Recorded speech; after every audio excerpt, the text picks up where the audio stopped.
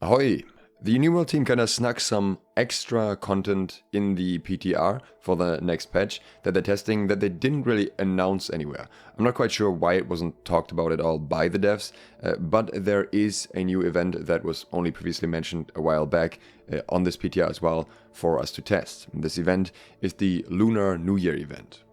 This comes with, in my opinion, one very important reward and another reward that is very questionable and that could have been done a lot better, but that might still be fixed before live, we'll see.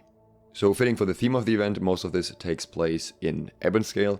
I haven't found anything outside of Dragonscale anywhere, but there might be some other places, but mainly it's centered around what is most fitting for the event theme itself. The first thing you can find here is the Fortune gift sack, a normal pile that you always have for these events. And from that you get quite a few different resources. You get 2 dark matter, 2 diamond gypsum, a gift of fortune which is 88 gold, as well as the rest of the stuff I think is somewhat random. I think there's always silk, there's always a random uncut gem, and then there's I think always dragonfish plus some dye. This is not the only way to get that, we'll get back to that in a second. High up in the town near the trading post you can also find a feast plat, I would say. You can loot various different foods around here, but these are the old tier 5 foods, so not the banana tier, but the one below that. Not bad, just as usual, not as good as the best food that you can get. The more important part here, however, is in the middle, and that is the hotpot. You need 1 red meat, and this specifically seems to be the red meat that is called red meat, in order to activate it, in order to use it, and then in return you get a spicy hotpot. This Spicy Hotpot is very interesting because of the buff that it's classified under. Because this overrides your food buff, your stat buff. If you have any attribute buff food, that will be taken out in favor of the buff you get instead. And the buff here is increase the faction token gain by 25% and your gathering yield by 15% for 60 minutes. Since this is a food buff, I am assuming this would, for example, stack with a proficiency booster. I haven't specifically tested this, but it would seem likely to me because of the way that it's classified.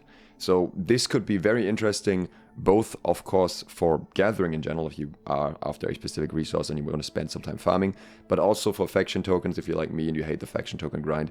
This could definitely make it a fair bit quicker, and you could just pop that in the right places, for example, in influence race as well, or something like that, and it could just make things a little bit more convenient. Since this has a 1-hour duration, you can get quite a lot of value out of this. And this pot does not seem to expire with the end of the event. It at least doesn't have any kind of label like that, so it can be worth getting as many of them as possible, especially if there are other things introduced in the future that, for example, make faction tokens more important again, if they make changes to chromatic seals again or anything like those changes they've done in the past that suddenly made faction tokens very important. I could see a lot of value in stocking up on these, so I think these are a very important part of this event.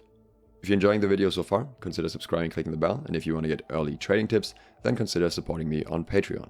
But the new event obviously also comes with a new activity, and that is Tribute to the Dragon. This seems to be happening in multiple locations. As far as I'm aware, all of them are in Dragonscale. When I was online, it was only available on one location, kind of in the Imperial Palace, between the normal mobs, so to speak. Got a little bit tricked by the quest marker at first. The event does not start where the quest marker actually is. That is where the final part of the event is, but rather it starts in a nearby location, and the game will tell you that you're in the area for the event, so you can figure it out. In this event, you first need to complete a bunch of tasks. You need to collect certain items, like some wine at first, and then an ancient scroll and so on.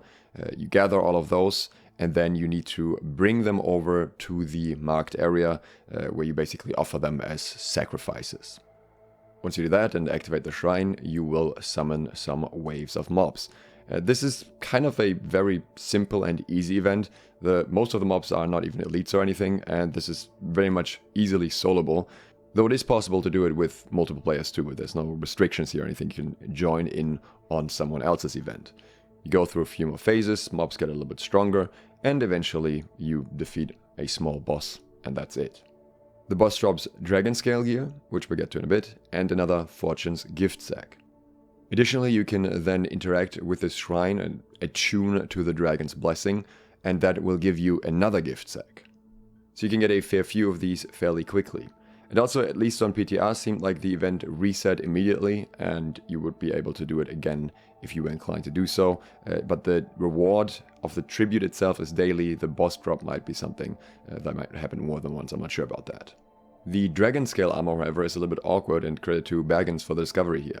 Technically, this gear should be at least solid. It's a heavy set that comes with Constitution locked, it comes with health and refreshing. So if you're after refreshing for whatever reason, then this would be a good set, and you can change the third perk of it. You can actually craft it in the gypsum kiln. But while you can craft it in the gypsum kiln and it uses the normal resources for that sort of thing, it does not seem to go to 700 gear score. It seems that the named item itself is strictly locked to 675, whereas other items that get upgraded this way obviously go to 700. And as a 700 piece, I think this would be totally okay, and there would definitely be places where this could be useful, especially for newer players, or also just for players that maybe are missing one refreshing or something that they want to chuck somewhere in their gear. Keep in mind that with featherweight, you could even use some of the pieces in light as long as you're okay with the constitution, where refreshing sometimes has more value. So I think this should definitely be scalable to 700 gear score. Considering the amount of resources needed and everything, that makes a lot more sense to me. I hope this is just an oversight because the drop itself is maybe locked to that gear score or something. But yeah, I think this should be a valuable enough piece of gear at least.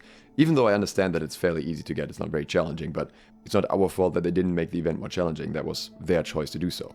Even if they don't upgrade the gear score by the time this goes live, I think it might be worth getting these in case they unlock the gear score later. Once we know more, I will of course let you know, and also in the next days we'll talk about Palworld a little bit, so if you're interested in that, consider subscribing and clicking the bell. Thanks to all of my patrons for supporting this video, and thank you for watching. Duke Sloth, out.